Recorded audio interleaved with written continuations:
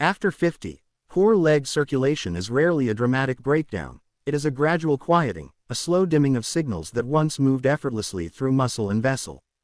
The body does not suddenly forget how to circulate blood, it simply adapts to what is asked of it. When movement becomes smaller, less frequent, or rushed out of daily life, the circulatory system responds by conserving energy. The calves, in particular, begin to withdraw from their role as active participants in blood return.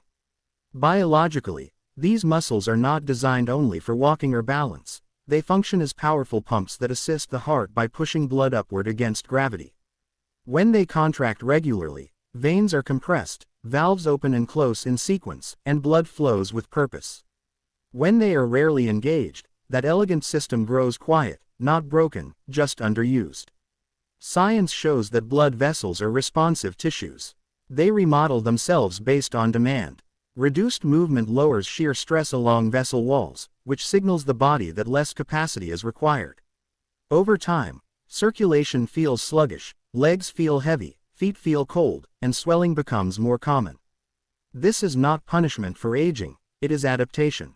The body is doing exactly what it has always done, adjusting to its environment. Understanding this changes the emotional tone of the problem. Instead of fear, there is responsibility. Instead of frustration, there is opportunity. The body is not failing, it is waiting. The calf muscles are especially important because they sit at the lowest point of the circulatory loop. Gravity constantly pulls blood downward, and without regular muscular contraction, veins must rely solely on passive pressure gradients. Over decades, this passive system becomes inefficient. Yet the remarkable truth is that it remains reversible. Muscle tissue retains memory far longer than we assume. Even gentle activation reminds the nervous system that these muscles still matter. Each contraction sends mechanical and neurological signals upward, telling the heart and vessels that assistance is once again available. This perspective reframes circulation not as a medical condition, but as a conversation. When movement is removed from daily life, the body interprets silence as instruction. When movement is reintroduced, slowly, deliberately, without force, the body responds with renewed engagement. Blood flow improves not because the heart suddenly works harder, but because it is no longer working alone. The calves resume their ancient role, evolved over thousands of years to support upright movement, endurance, and survival. Aging, in this light, is not decline but negotiation. The body asks for clarity rather than intensity, consistency rather than strain. When we understand poor circulation as quiet rather than collapse, we approach it with patience instead of panic. We stop trying to overpower the body and start cooperating with it, recognizing that even small, repeated movements can awaken systems that have been dormant, reminding the legs that they are still part of the journey, still capable of contributing, still ready to respond when asked with respect and awareness, rather than urgency or fear. Simple, rhythmic foot movements may appear insignificant to the modern eye, yet the circulatory system responds to rhythm more faithfully than it does to force. Blood vessels evolved in a world where walking, shifting weight, and subtle changes in posture were constant. When the foot rolls from heel to toe or the ankle moves through its natural range, pressure waves travel through arteries and veins, gently massaging vessel walls. These pressure changes stimulate endothelial cells, which release signals that tell vessels when to relax and widen. Without this rhythmic input, circulation becomes less responsive, not because the vessels are damaged, but because they have stopped receiving clear instructions. Rhythm, in biology, is information. After 50, many people move in fragments rather than flows. Steps become cautious, feet land flat, joints stiffen. The nervous system adapts to predictability, and circulation follows. Heel-to-toe motion reintroduces variation, and variation restores responsiveness. Each shift of pressure reminds the vascular system how to adjust dynamically, how to respond instead of merely endure. Science shows that arteries thrive on alternating pressure, not constant load. Philosophically, the same applies to human life. Monotony dulls responsiveness, rhythm restores vitality. These movements also awaken sensory receptors in the feet, which send signals upward to the brain about balance, position, and safety. When the brain receives this information, it permits fuller movement and stronger circulation. Poor circulation is often blamed solely on the heart, but the nervous system plays an equally important role. If the brain perceives instability or risk, it restricts output. Gentle rhythmic movement communicates safety. Blood flow increases not through demand, but through permission. What makes these movements powerful is their humility. They do not challenge the body, they invite it. They ask the vessels to remember patterns they already know. Over time, the legs feel warmer, lighter, more responsive. This is not coincidence. It is communication restored. The body has not forgotten how to circulate. It has simply been waiting for signals that arrive slowly enough to be understood, consistently enough to matter, and gently enough to be trusted, allowing blood to move again not as an emergency response, but as a natural expression of rhythm returning to tissues that have been living too long in stillness and predictability. Blank. Circulation is not governed by muscles alone, it is guided by breath. When movement and breathing are disconnected, the body operates in fragments. When they are synchronized, circulation becomes efficient without effort. Slow leg extensions paired with conscious exhalation create a dialogue between muscle contraction and nervous system relaxation. As the leg extends, muscle fibers tighten and compress blood vessels. As the breath releases, the nervous system shifts toward calm, allowing vessels to open and refill. This alternating pattern mirrors the natural pulse of life itself.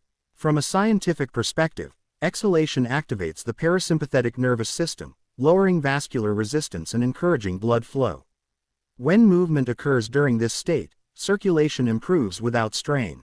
Many people unknowingly hold their breath during effort, signaling stress to the body.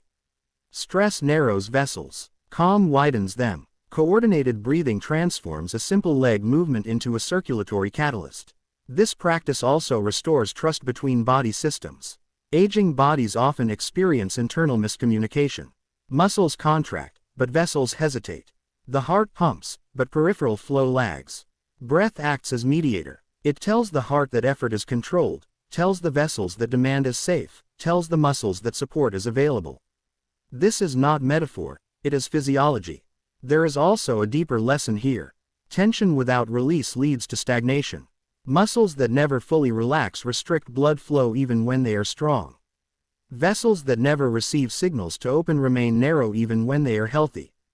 Breath teaches release. It completes the cycle. Extension without breath is effort. Extension with breath is circulation. Over time, this coordination retrains patterns that have been lost.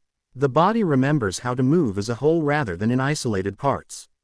Legs feel less heavy, swelling decreases, fatigue softens, not because more was done, but because systems were allowed to cooperate again.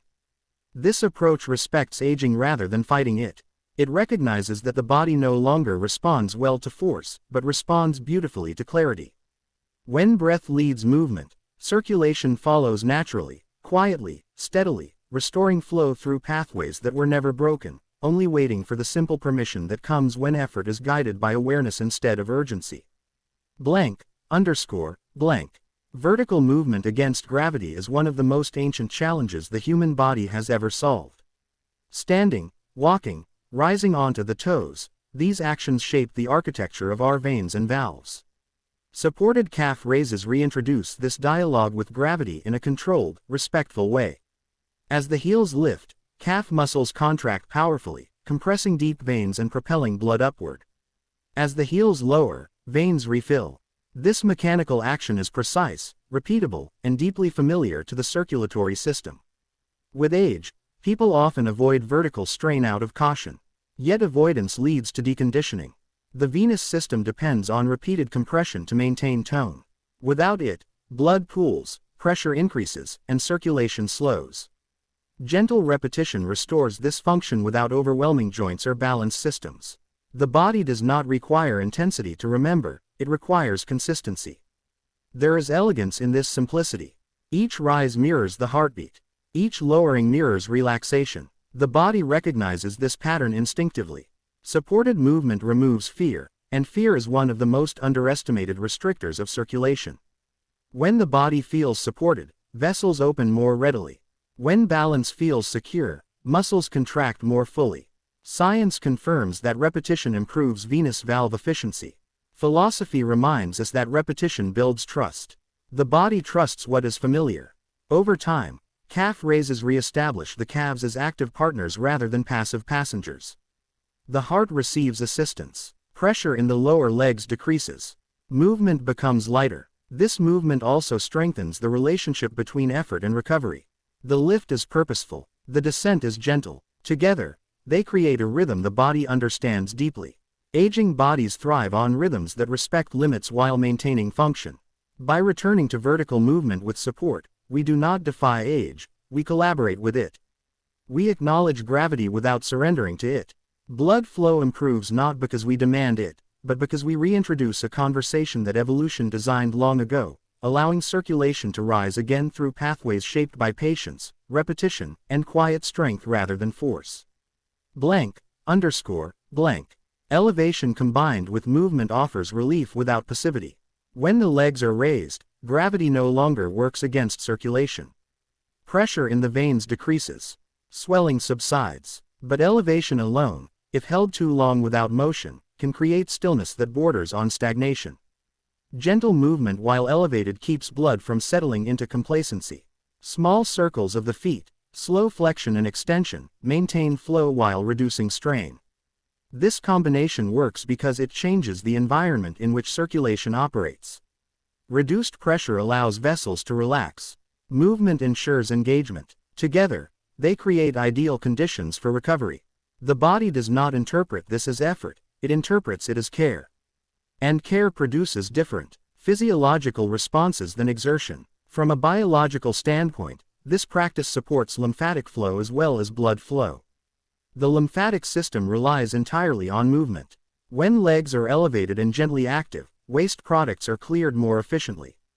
Tissues feel lighter. Inflammation decreases. Circulation improves indirectly through reduced resistance. This approach also speaks to emotional well-being. Elevation is rest. Movement is participation. Aging often oscillates between overexertion and withdrawal. This practice occupies the middle ground. It allows the body to feel supported while remaining engaged. That balance is where healing systems operate best. The nervous system responds with calm. Heart rate stabilizes. Vessels dilate. Blood redistributes evenly. None of this is dramatic. That is its strength. The body heals most effectively in environments of safety and consistency. When practiced regularly, this gentle combination reminds the body that rest does not require stillness, and movement does not require struggle. Circulation improves as a natural outcome of cooperation rather than control. The legs, often burdened by gravity and time, experience relief without disconnection, movement without pressure, and flow without demand, allowing blood to travel freely again through pathways that respond best when they are supported, invited, and allowed to move at a pace that honors both biology and lived experience.